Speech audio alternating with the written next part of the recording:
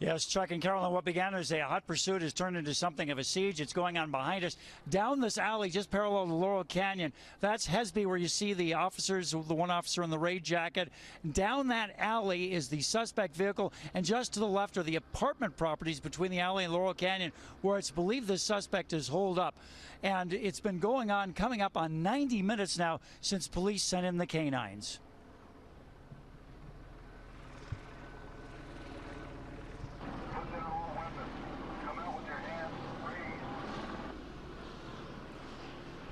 And with the canines begin searching this block that is bordered by the alley in Laurel Canyon, Hesby and Otsego. Now, we're told this operation actually began at Fulton and Kittredge. It was an investigation, and the suspect and possibly another person took off from that location. There was a traffic accident en route.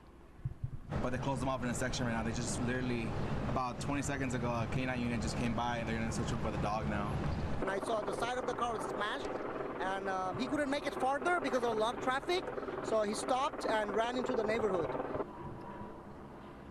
All right, and coming back live here in Valley Village, we are finding out now the backstory behind all of this. This has to do with a kidnap investigation that dates back 3 weeks in Van Nuys. Detective Peter Barbara. Barbara, you've been investigating this case. This is our suspect, Maria De La Torre. Do we think she may have been in that vehicle?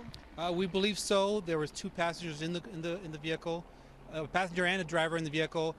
This started with Metro seeing the suspect, David Sanchez, gang member, and possibly Maria De La Torre, who kidnapped the 11-month-old baby 3 weeks ago.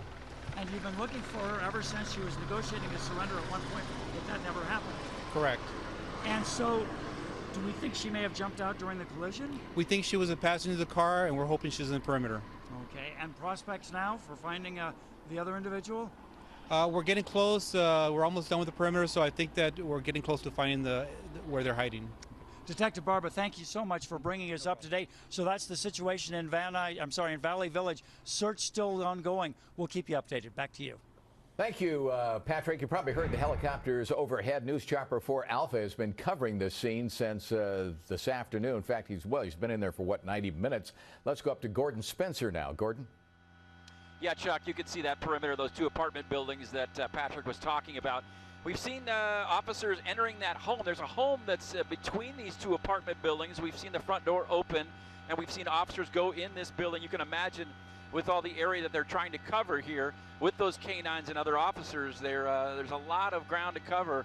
But again, no activity that we've seen as far as suspects goes, but still they've got these entrances guarded with officers, and Laurel Canyon is still closed between Addison and Magnolia as the search continues for this suspect. Live in News Chopper 4 Alpha, I'm Gordon Spencer. Let's go back downstairs.